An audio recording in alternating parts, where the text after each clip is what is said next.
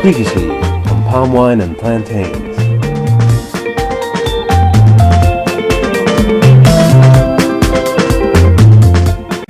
Now, here we are in a national supermarket where you can find many of the fresh ingredients we use. Here we have yams, plantains, peppers, mild, hot. The aim of the program is to show you a new type of cooking which is lean, delicious, flavorful and wholesome. Today I'm going to show you a dish that I am particularly proud of. It's eaten throughout the length and breadth of Nigeria, and it appears in other culinary cultures. In African American cuisine, it's known as the jambalaya. In Italian cuisine, it's known as risotto rice. The Spanish call theirs paella, and the Indians call it pilau rice. Now, this rice originally is one that African women took into the diaspora of North and South America and they popularized. Traditionally, you would need to blend this variety of ingredients together to get a successful dish of jollof rice.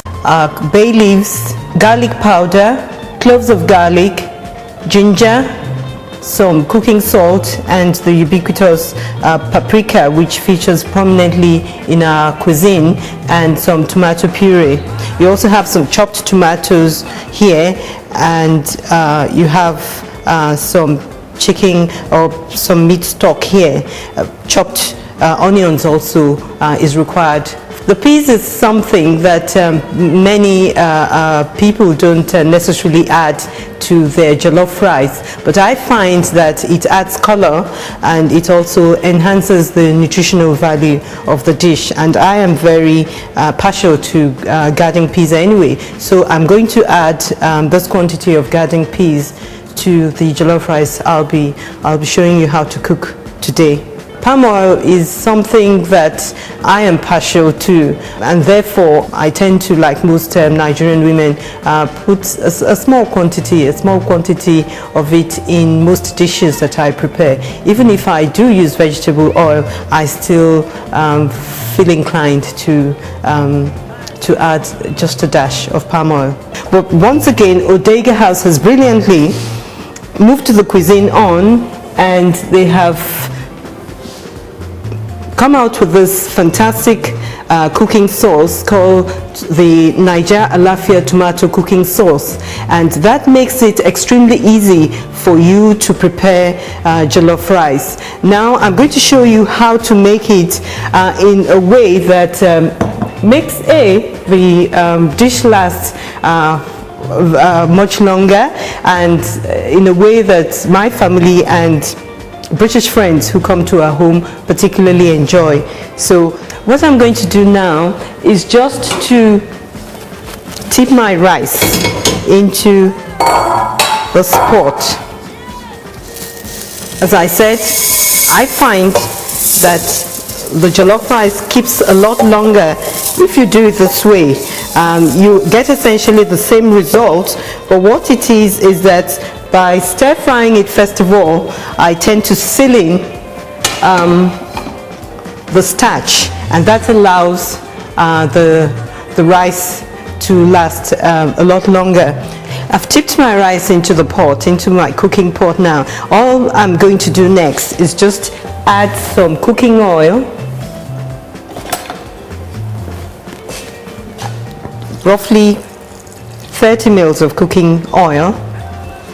Vegetable oil, you could use sunflower oil, you could use corn oil, but on this occasion I'm just using sunflower oil, and then I'm putting a chopped up, one whole chopped up onions, because I particularly like the flavor of chopped up of onions with rice. I think it works beautifully, so I'm just going to tip that in now, and then I'll increase the heat to medium, and then I'll stir fry the entire lot.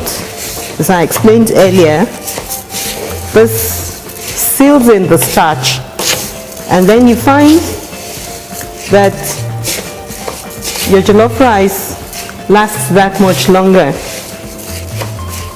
Now I'll just add some salt,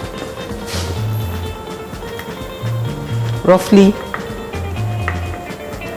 a level dessert spoon full of salt should suffice. On this occasion, I'm going to just make the jollof rice vegetarian, but in Nigeria you could have corned beef chunks added to the rice, or some people prefer to make it seafood oriented along the lines of adding prawns and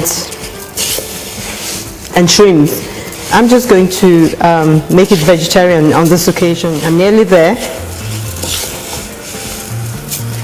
Yes, I think I'm happy with this so far.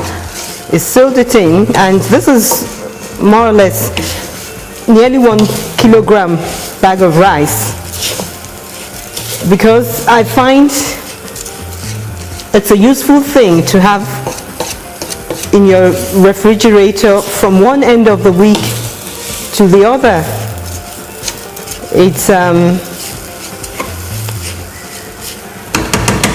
It's a fantastic dish, and everybody who comes to our home is delighted to have a plate full of it.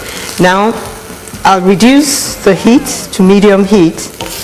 Now I am particularly anxious that the starch is sealed in, as I said earlier, and I think I've successfully done that. So the next thing for me to do is to add some vegetable stock. I'll just reduce the heat slightly so that I am controlling the cooking process. I'll make sure it's not sticking to the bottom of the pan, because you don't want it to begin to burn.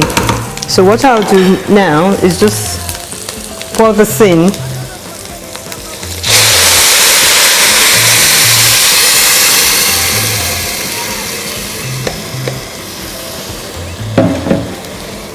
And then I'll make a well right in the middle of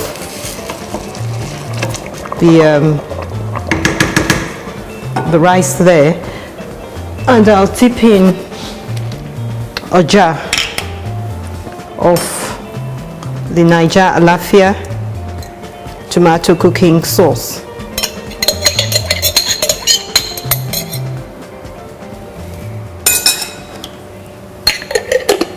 Now I think I'll just use half of the content of the jar, of the second jar. I'm not using the entire. I'm not using the entire lot. Yes, I think this is plenty. I'll just put that aside here, and then I'll stir some more. You see, I am trying to make sure that I don't begin to excite the starch in the rice by stirring excessively.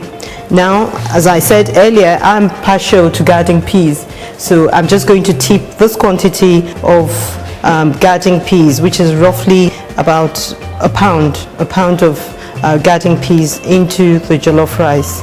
And then as you can see, it's on very low heat because you don't want it burning, and having it on low heat allows you to control the cooking. I'm going to put it on the back burner here to cook through.